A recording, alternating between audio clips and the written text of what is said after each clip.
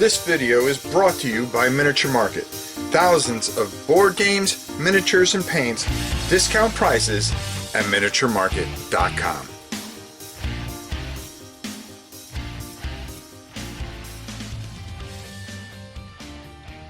Hey everybody, it's your old pal Rob. Today we're going to be taking a look at a terrain system for Dystopian Wars. I'm going to show you a couple of quick things that I did to really get it going. It's really easy. You just take some gray primer to get started, and then I'm going to show you a couple of things. I'm not going to sit there and paint it all in front of you and everything and drag this out for hours, but I really wanted to show you this because this is just some fantastic resin that you know, when resin comes out of the box as perfect as this does, and you can use this for any kind of naval game that you want to play. This is some really good stuff. Let's go down to the table, check it out. I'm going to show you how to paint it up real quick, and then we're going to come back and I'll give you my final thoughts. Now right here I am working on the islands and this terrain set that is just absolutely beautiful. Right now I used a nice steel drab on it, and it worked really well. I also undercoated this stuff with an Army Painter gray, and I'm going to take care of all this stuff in here.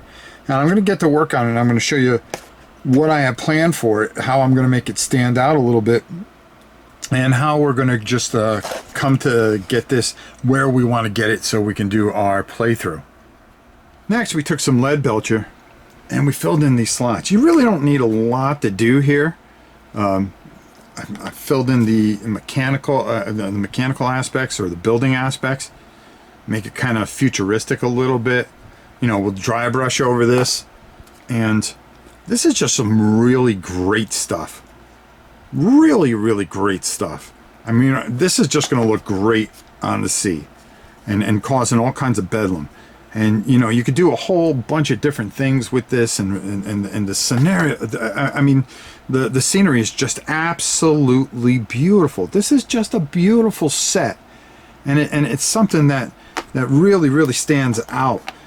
Really simple to kind of get to this point, and I'm going to go a little further. We're going to put some washes and then just bring it out a little bit more and really enhance this. So I just want to show you that I'm taking some Newell oil, whatever you call it. I can't pronounce it. And even if you guys, you know, put it in the comments, I still wouldn't be able to get it because I can't hear myself say things. And I'm just going lightly to bring out some depth into this rock. All right. And then, of course, the metallic piece here, you want to do that to really bring out something. And I just want to get enough on here because I want to get it into the recesses here without getting it all over my hands, and get it in there real good like that. So it really brings out the features. So I'm going to do, whoops, of course I dropped things. As you can see, this is the way it starts out. And then what I'm going to do is I'm going to continue on. I'm going to take some of this, get this in here. And then again, like I said, you know, just really kind of move it all around. Get it, move it, and you see how much that changes everything, right? It brings out the depth in the rock. Now I could have probably just you know, over a lighter gray and dry brush it a bit, but I want to darken up this rock a little bit and really just kind of make it shine, because again, this War Cradle Studios just does a fantastic job. You know, when this comes out of the box, it's absolutely beautiful, and I really am blown away by how perfect this stuff is. Next thing I did is I took some Reichland Flesh Shade just to go over kind of the sandbar stuff, and I kind of like making it a little bit darker because against the blue it's really going to pop up real well, and I think it'll really do nicely. I may just leave these dark the way they are. These pieces here, I think, to me, I kind of like it dark, and I think it'll go good against the ocean backdrop. You know, I can throw a little grass in there or something like that. I think might work a little bit, just to break up things. But instead of dry brushing white over it, I may just go for this really dark, dark, dark tone, and I think that'll really work. Again, this is an absolute beautiful set. You do with it what you want. I think this company is really doing some fantastic things. If you want to get yourself, I mean, you don't have to just use it for Dystopian Wars. You can use this scenery for just any kind of naval game that you want to play. But I highly suggest going out and getting this, because this is just absolutely fantastic, and I really highly suggest it.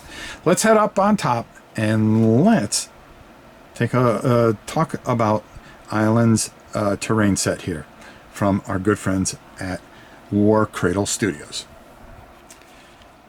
Wow.